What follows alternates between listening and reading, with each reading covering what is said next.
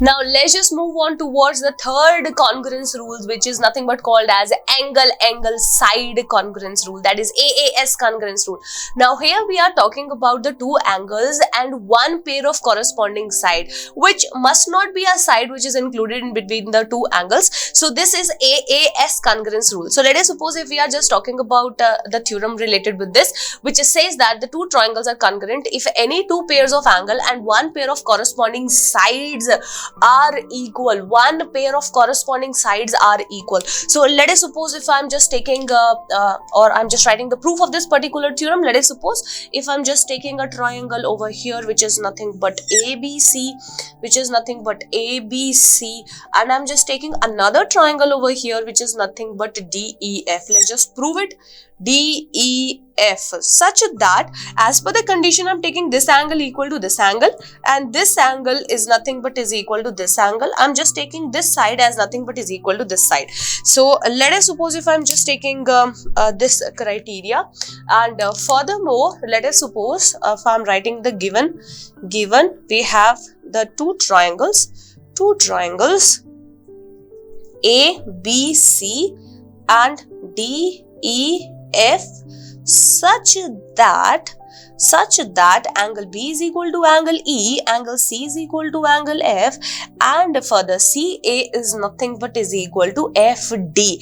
So this is actually a given thing to us. So what we have to prove over here, we have to prove that the triangle ABC is congruent to triangle DEF. So we have to prove this thing. So let's just start the proof of this particular theorem. So first of all, we can say that in the triangle ABC, we can say that let us suppose if I'm just taking it as angle 1, angle 2, angle 3, I'm taking this as angle 4, angle 5, angle 6. So in triangle ABC, we can say that angle 1 plus angle 2 plus angle 3 is nothing but is equal to 180 degree by the angle sum property of the triangle.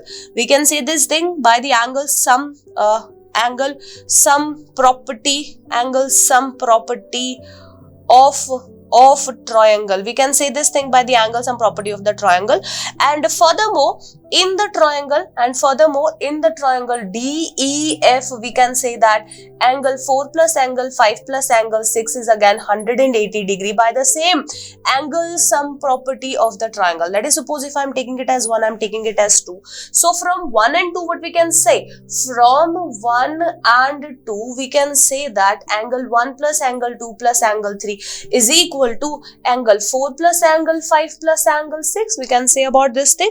Furthermore, we know that angle 2 is equal to the angle 5. Angle 2 is equal to the angle 5. So it means that in place of angle 2, we can write angle 5, because we know that from this we have taken angle B as angle 2. It is nothing but is equal to angle 5, and we have taken here as angle 3. This is equal to the angle 6. So we can write angle 3 as angle 6 is equal to angle 4 plus angle 5 plus angle 6. So you can see over here that these angles are getting cancelled with each other. So we are getting angle 1 is equal to the angle 4. It means that this angle is actually coming equal to this particular angle. So hence what we can say from this particular condition, that in triangle ABC and triangle DEF, first of all we know that angle A is equal to the angle D. We know that CA is equal to FD. Furthermore, we know that angle C is equal to the angle